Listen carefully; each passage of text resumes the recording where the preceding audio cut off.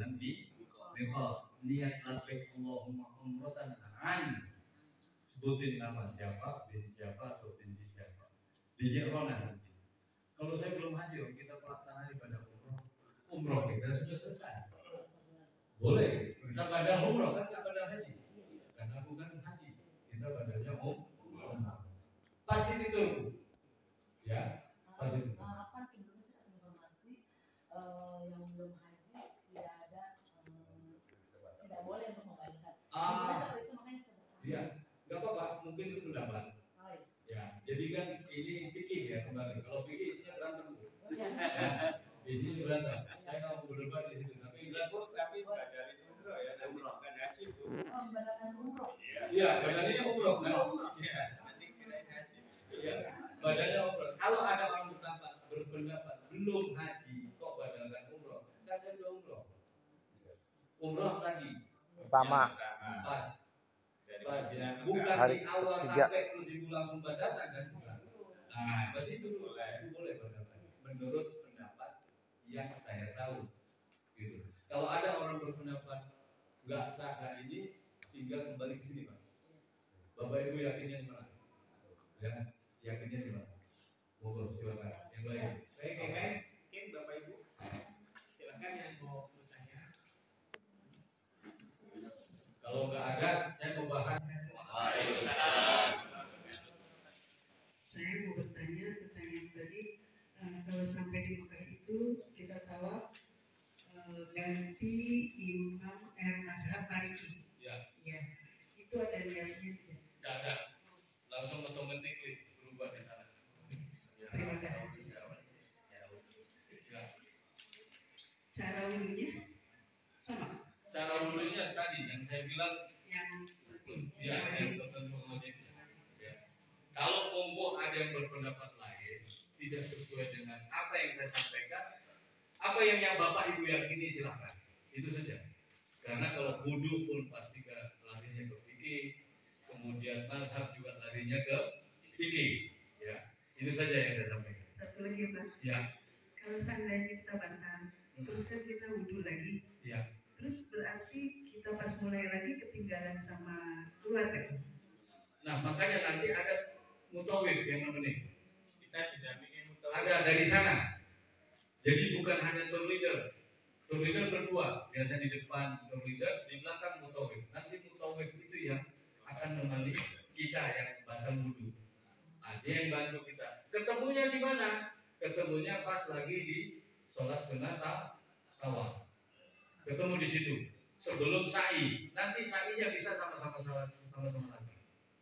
Gitu. Satu lagi Pak. Iya, silakan. Boleh bawa air itu zam-zam? Boleh. Air zam-zam boleh. Cuman biasanya kalau air zam-zam Bapak Ibu cukup 1 botol saja. Nah, ini juga boleh, alhamdulillah. Tadi nanya air zam-zam. Bapak Ibu ke masjid untuk sholat fardu, bawa aja 2 botol, 3 botol. Jadi pas selesai sholat ambil air zam-zam, minum di hotel, usahakan minumnya air zam-zam. Selalu jadi minum air zam-zam. Tapi jangan bawa yang 5 liter ya. Ya, bawa 5 liter pasti disuruh buang, nggak boleh masuk sama askarnya. Bawanya 2 botol di tas saja, tas kresek kita atau tas yang nggak kelihatan itu biasanya nggak diperiksa. Ya, boleh ambil 3 botol, nanti selesai sholat kita ambil. Nah, bawa pulang ke hotel, di hotel itulah usahakan selama kita di Mekah minumnya air zam-zam. Di Madinah juga sama, minumnya air zam-zam usahakan. Ya, ada lagi? Sudah Pak, cukup. Terima kasih. Ya, Ibu silakan. Assalamualaikum warahmatullahi wabarakatuh. Waalaikumsalam. Apakah kalau orang umroh itu biasanya di kampung ya dipanggil haji nggak boleh? Ini kan saya pergi, saya belum haji, lagi umroh. Pas pulang dipanggilnya ibu haji, ada kenapa belum haji tidak boleh dipanggil ibu haji, gitu-gitu.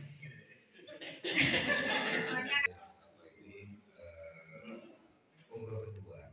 Jadi kan tadi ada sini tuh, dia sini tuh kan biasanya ke ini Cirona. Nah itu kira-kira ada kebijakan nggak dari pihak travel untuk misalnya kita nanti umroh kedua? Ada Pak, itu nanti saya terang. Setelah sesi ini. Ya itu ya.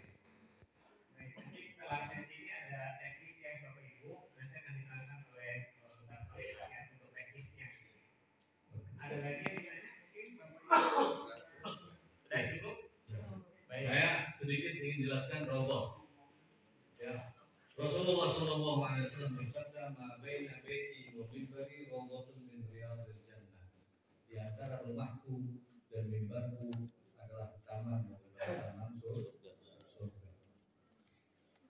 Bapak dan Ibu, jadwal roboh untuk jamaah umrah sekarang itu sekali, tidak bisa berkali-kali kita berroboh.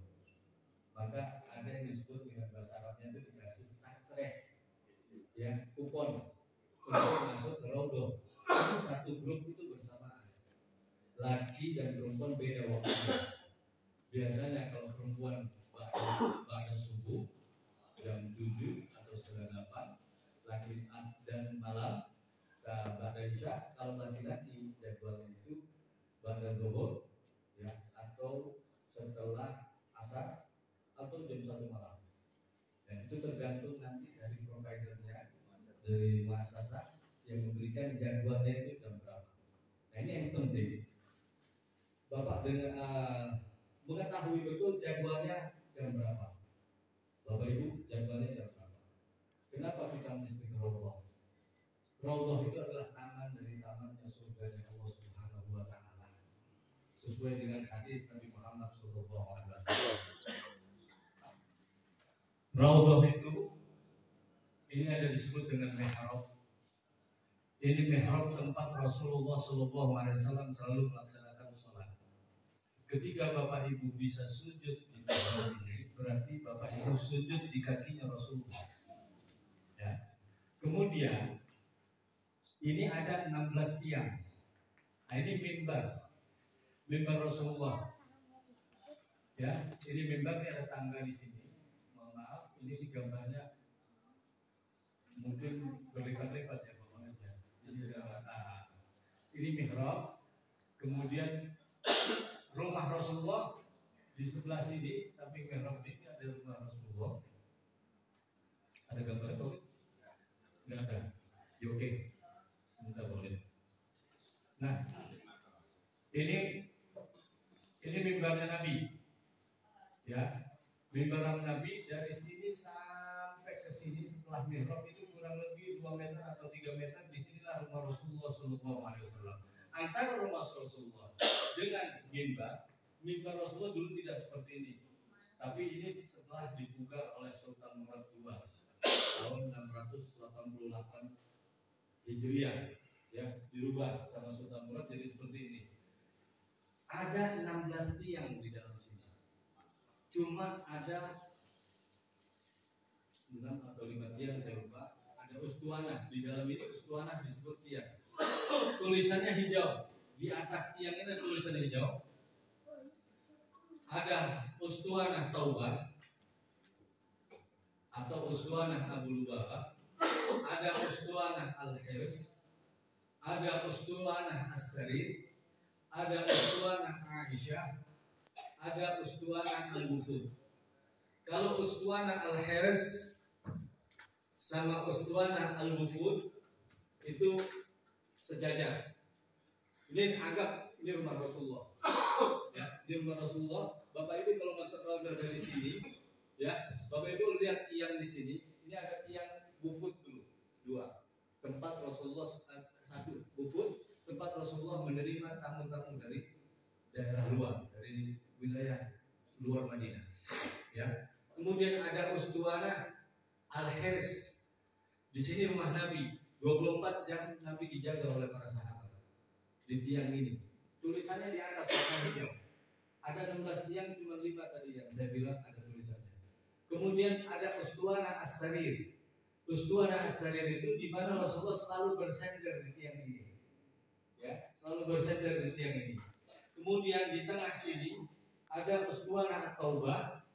Agak ke sini dekat sama mihrab ada ustuanah Aisyah. Ya, dekat mihrab. Bapak Ibu kalau melihat ada mihrab, tadi lihat ke atas yang ada tulisan hijau.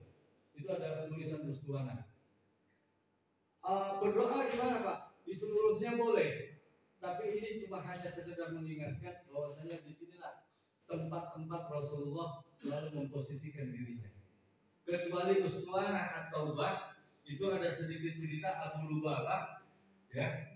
Dia 6 hari 6 malam mengikat dirinya di tiang ini karena merasa dia telah mengkhianati Rasulullah ketika Rasulullah menangkap orang-orang Yahudi. Orang Yahudi bertanya, kita akan diapakan?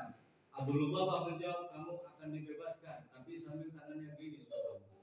Ketika tangannya gini, mereka menganggap orang-orang Yahudi itu akan dibunuh semua oleh Rasulullah, padahal tidak. Yang laki-laki yang pintar disuruh mengajar, yang punya tenaga disuruh membantu untuk di ladang. Abu Lubabah itu merasa dia berkhianat kepada Rasulullah, mengikat dirinya selama 6 hari 6 malam di tiang ini. Istrinya mau lepaskan nggak mau, sahabat mau lepaskan nggak mau, dia cuma lepaskan ketika dia sholat dan makan. Ya, dia ikat lagi.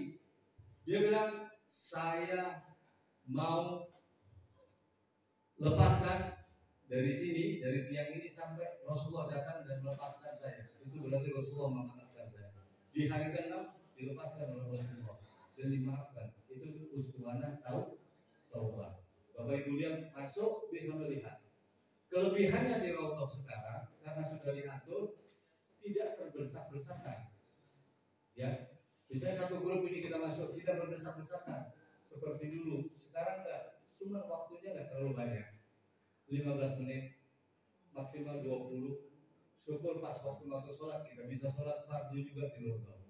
Nah, caranya supaya nggak cepat diusir, berdoanya jangan angkat tangan gini, berdoanya sujud, ya, sujud nangis yang banyak di situ, ya, berdoa di situ, lagi sujud, insya Allah nggak berani si askarnya angkat kita, ayo selesai enggak, ya. Jadi Raudhah dulu ditandai dengan karpet hijau, sekarang karpet Raudhah dan bukan Raudhah itu sama. Nah, makanya perhatikan nanti mimbar sama rumahnya Rasulullah, disitulah letak Raudhah. Maka patokan saya tadi di tiang-tiang ini yang saya sampaikan. Ini nempel dengan rumah Rasulullah, kecuali ada depan lagi mihrab ustuanah mukhallaqah. Itu ustuanah tiang yang selalu diberikan minyak wangi oleh Sayyidina Utsman bin Affan, tapi udah tertutup. Yang kelihatan mihrabnya. Jarak nanti Bapak Ibu bisa melihat, kalau laki-laki mungkin bisa Pak, subuh coba ambil ke kanan sedikit, itu ada haddu baitin Nabi, haddu Masjidin Nabawi, ya, batas awal Masjid Nabawi itu ada tulisan tiang di atas, tarik garis lurus itu mungkin ada 16 tiang kalau nggak salah atau 12, itu kelihatan. Awal Masjid Nabawi itu ada tiangnya sebelah kanan, haddu al-Masjid an-Nabawi. Nah, di Raudhah inilah perlu tenaga ekstra, kita antri, kemudian desak-desakan, ya, tapi bukan sesuatu yang menyulitkan. Selama itu kita niatkan ibadah, insya Allah semua akan diberikan kemudahan. Ini saja yang dapat saya sampaikan. Nanti juga di sebentar tambahan, siturnya di Madinah itu ke Masjid Quba, ya. Di Masjid Quba saya sarankan Bapak Ibu, saya ingatkan untuk berwudu dari hotel untuk ke Masjid Quba dulu, ya. Man tatahhara fi baitihi, ya, wa ata Masjid Quba wa shalla fihi sholatan kana lahu ka ajri umratin. Itu diriwayatkan oleh Ibnu Majah. Barang siapa yang dalam duduk dan dia tinggal kemudian mendatangi Masjid Quba, sholat di situ, sholat apa saja, maka ganjarannya seperti ganjaran dia melakukan 1 kali ibadah umum. Setelah Masjid Quba, ke kebun kurma, kemudian ke Jabal Uhud. Ya, Jabal Uhud adalah tempat di mana para syuhada Uhud, Bapak Ibu insya Allah sebagian sudah memahami, nanti akan dijelaskan di sana, ya, dimakamkan salah satu paman Rasulullah SAW, yaitu Sayyidina Hamzah bin Muttalib. Di Mekah itu ada maklah. Bapak-bapak kebaki naik ke atas, saya sarankan habis subuh atau pada asar, ya, lihat tanahnya, dimakamkan di situ, ya, anak Rasulullah, cucu Rasulullah, kemudian juga Sayyidina Utsman bin Affan dimakamkan di situ. Nanti ketika tadi masih akan muter, di situ akan ke makam Rasulullah, ya, ini ada 3 lubang, ada 4 lubang Pak. Bu, jangan salah. Ketika selesai dari rondo, ini rondo ke sini, di lubang pertama bukan makam Rasulullah, tapi lubang ada pintu. Di sini, yang kedua ini makam Rasulullahnya. Tapi ada tulisannya sebenarnya itu. Kalau nggak kelihatan, ya, yakini bahwasanya inilah di sini Rasulullah. Assalamualaikum, baru ucapkan salam di sini. Assalamualaikum ya Habibullah. Assalamualaikum ya Rasulullah. Baca-baca ada Sayyidina Abu Bakar As-Siddiq, kemudian Sayyidina Umar ibn Khattab. Utsman bin Affan dibagi. Saya sarankan dibagi untuk berziarah di sana, dimakamkan seluruh sahabat Nabi, bahkan sampai sekarang tiap hari dimakamkan. Tambahan lagi, setelah sholat fardu selalu ada sholat jenazah. Ya. As-salatu ala, bilangnya bilang as-salatu ala amwati wa tifli yarhamullah, berarti di situ ada laki dan perempuan sama anak bayi. Kemudian as-salatu ala mayyitati, berarti di situ cuma satu perempuan, doanya dengan Allah maghfirlah. Nah, saran saya zikir dulu, baru sholat jenazah, duduk lagi, langsung kita sholat ba'diyah setelah itu, baru duduk. Karena jarak antara kita sholat sholat fardu, kemudian Bilal menyampaikan, waktu kita sholat ba'diyah, akhirnya kejar sholat jenazah. Ya. Lebih sering ada daripada tidak adanya sholat jenazah. Sudah? Ustaz Fahmi maksudnya, Ustaz Hilmi, Ustaz Hasan, Pak Bu. Assalamualaikum warahmatullahi wabarakatuh.